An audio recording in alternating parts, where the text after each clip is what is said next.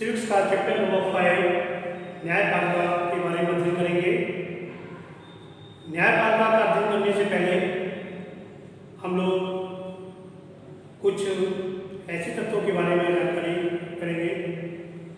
सरकार के पूर्व में भी आपको बताया गया था कि सरकार के मुख्य रूप से 3 अंग होते हैं, जिनका नाम सबसे पहला है व्यवस्थापिका अथवा विधायिका, और दूसरा है कार्यपालिका, और तीसरा सरकार का अंग है न्यायपालिका। इस प्रकार से सरकार की ये 3 अंग हैं और तीनों के अलग अलग कार्य होते हैं। सर्वप्रथम व्यवस्थापिका अथवा विधायिका का कार्य व्यवस्था करना, जो भी वही विधायी शक्तियाँ होती हैं उनकी व्यवस्था करना,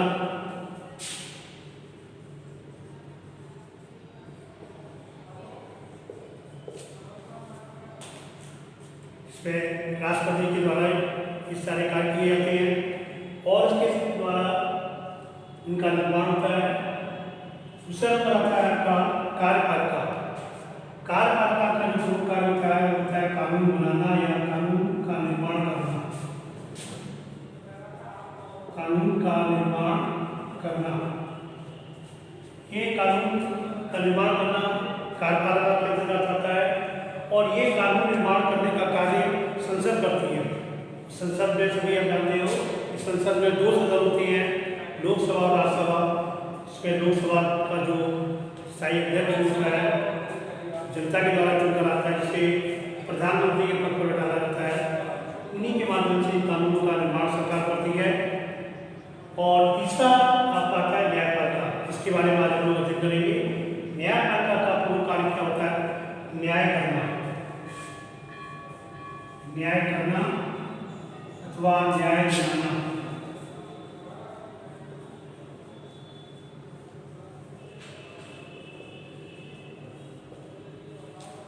ये न्यायपालिका का कार्य होता है, जिसमें ये जो न्यायपालिका के न्यायाधीश होते हैं उनके द्वारा किया जाता है। तो आज हम लोग इसी टॉपिक पर चर्चा करेंगे, जो ये व्यवस्थापिका अथवा विधायिका और कार्यपालिका की तरह ही न्यायपालिका भी सरकार का प्रमुख अंग है, जिसका उतना ही महत्व है जितना व्यवस्थापिका और कार्यपालिका का महत्व है। सर्वप्रथम हम लोग सभी जानते हैं कि हमारे देश में कानून का शासन चलता है, और इसका मतलब यह है कि सभी कानून सभी लोगों के लिए बनाए जाते हैं और सभी लोगों के लिए समान रूप से लागू भी होते हैं। इसके साथ ही जब किसी कानून का उल्लंघन किया जाता है तो एक निश्चित प्रक्रिया अपनाई जाती है, जो कानून के शासन को और अधिक प्रकार से लागू करने के लिए हमारे पास एक न्याय व्यवस्था है। और इस व्यवस्था के अंतर्गत बहुत सारी अदालतें हैं, जहां पर नागरिक न्याय के लिए जा सकते हैं। और सरकार का जो ये अंग होने के कारण न्यायपालिका भी भारतीय लोकतंत्र की व्यवस्था बनाए रखने में अहम भूमिका निभाती है। हमने भी आपको बताया था कि क्योंकि ये न्यायपालिका भी क्या है, सरकार का अंग है, और सरकार का अंग होने के कारण ही यह हमारे लोकतंत्र में, क्योंकि हमारा देश लोकतंत्री देश है, लोकतंत्र में अहम भूमिका निभाने का कार्य करती है। और यह भूमिका सिर्फ इसलिए निभा पाती है क्योंकि यह स्वतंत्र है, क्योंकि जो न्यायपालिका है वो एक स्वतंत्र न्यायपालिका है। हमारे देश में संविधान के अनुसार जो न्यायपालिका है वो एक स्वतंत्र न्यायपालिका है। और उसके बाद आता है न्यायपालिका के कार्यों का वर्गीकरण। न्यायपालिका का मतलब क्या है? इसके बाद आता है न्यायपालिका का वर्गीकरण।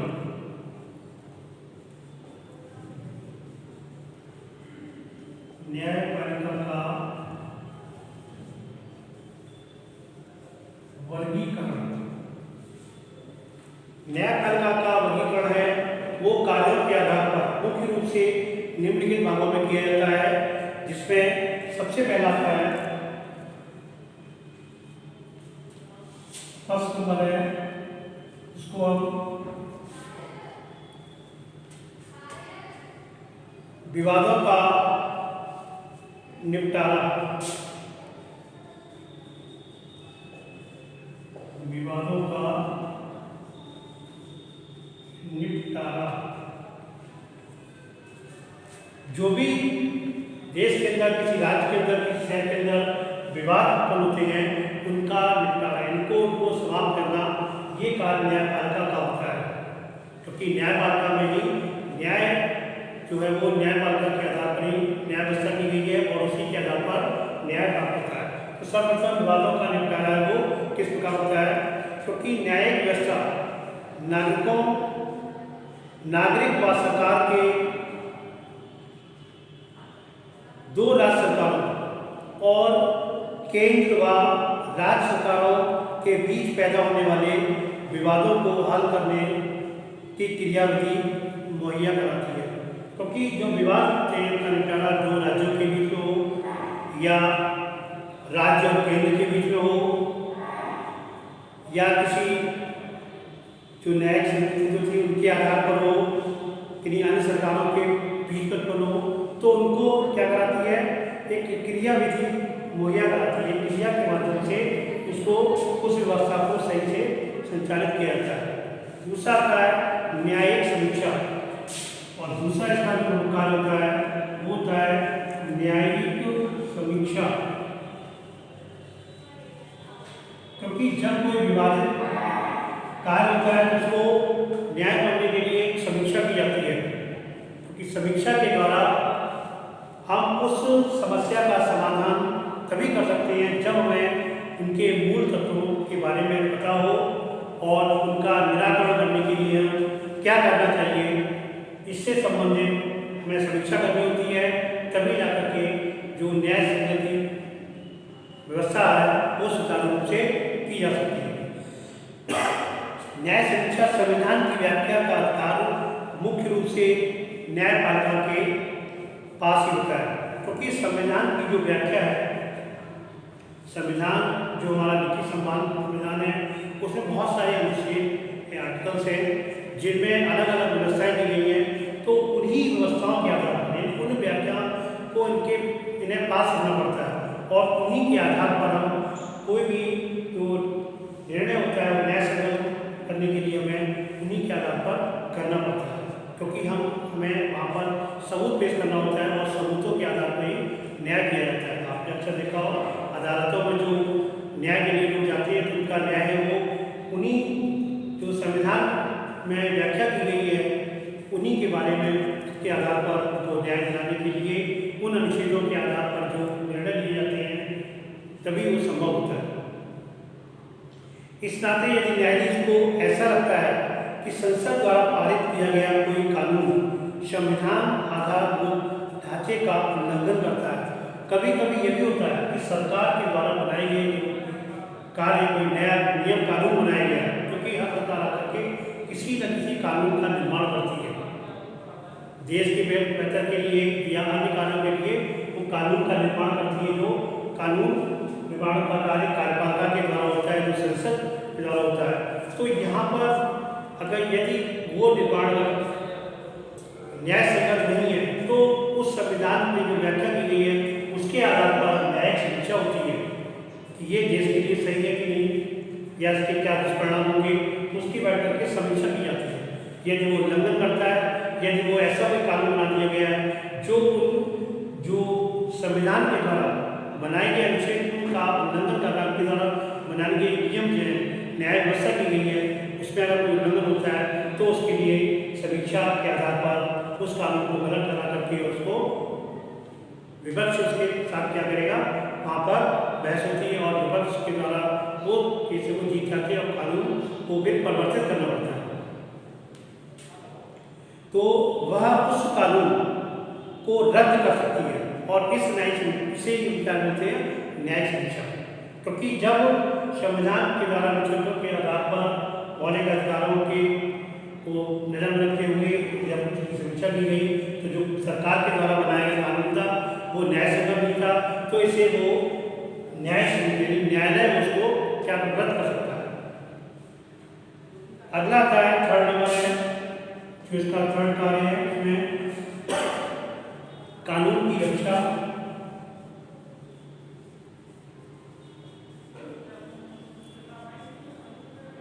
की रक्षा और मौलिक अधिकारों का क्रियान्वयन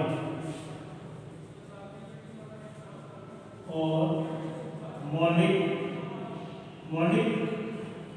कार्यों का क्रियान्वयन।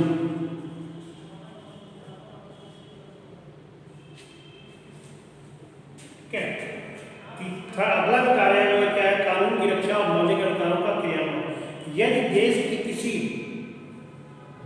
किसी भी नागरिक को ऐसा लगता है कि उसके मौलिक अधिकारों का उल्लंघन हुआ है, क्योंकि मौलिक अधिकार में एक अधिकार है जिसे बोलती है स्वतंत्रता का अधिकार, यानी देश के प्रत्येक नागरिक को स्वतंत्रता का अधिकार प्राप्त है।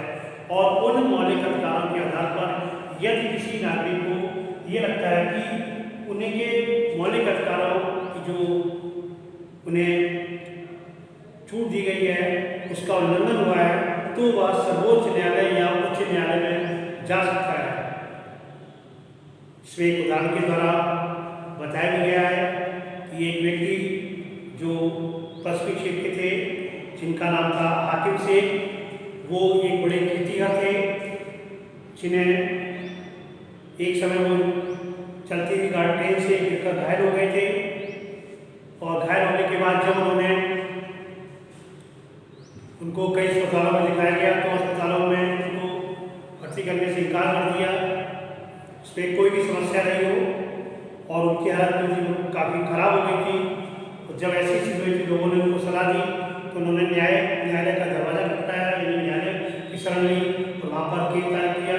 तो वहाँ पर जो सर्वोच्च न्यायालय के न्यायाधीश थे उन्होंने निर्णय लिया और उनको आदेश दिया गया सरकार को राज्य की, क्योंकि वहाँ पर मैंने बताया था क्योंकि जब उन्होंने निर्णय लिया तो उन्होंने संविधान के द्वारा बनाए गए मौलिक अधिकारों को पढ़ा और उसमें उस नोट को लिखा, उस नोट के आधार पर, क्योंकि वहाँ पर हमें लिखना पड़ता है कि हमने इसका निर्णय किस बेस पर किया है, इसको किस बेस पर सजा दी है या सजा से इसको मुक्त किया गया है। क्योंकि मौलिक अधिकार में और मौलिक अधिकार में स्वतंत्रता के साथ साथ स्वास्थ्य संबंधित जो अधिकार उसके लिए स्वतंत्र है, वो कहीं पर उसको स्वास्थ्य का प्रमाण पत्र उसको सरकार के द्वारा उससे मुहैया कराना अनिवार्य है। तो सरकार के लिए वहाँ से न्यायाधीश के द्वारा आदेश कर दिया गया था कि जो भी पांच सरकार है उसको ये कहा गया अस्पतालों की लापरवाही के कारण जो उनका नुकसान हुआ है उसका मुआवजा सरकार को देना पड़ेगा। और सरकार यह भी आदेश दिया कि प्राथमिक स्वास्थ्य विभागों में रूपरेखा तैयार करें और उसमें कुछ ऐसे आपात स्थितियों के रोगियों के इलाज पर विशेष ध्यान दिया जाए। ये वहाँ पर शरीर को मुआवजा मिला और आने वाले समय के लिए भविष्य के लिए एक ऐसा कानून भी उन्होंने पारित कर दिया जिसको हर राज्य की सरकारों को उसको मानना पड़ेगा और उसके आधार पर एक रूपरेखा तैयार करनी पड़ेगी। तो इस प्रकार से पता चलता है कि यहाँ पर क्या हुआ, कानून की रक्षा हुई और मौलिक अधिकारों का जो मौलिक अधिकार थे उनके कार्यों का निर्माण, मौलिक अधिकारों के कार्यों, मौलिक अधिकार के कार्यों का क्रियान्वयन। तो इस प्रकार से आज हम लोगों ने न्यायपालिका के महत्वपूर्ण तथ्यों में और न्यायपालिका का वर्गीकरण के बारे में जानकारी ली। आज आपका टॉपिक समाप्त होता है। नेक्स्ट हम लोग इसके आगे के टॉपिक के बारे में अध्ययन करेंगे।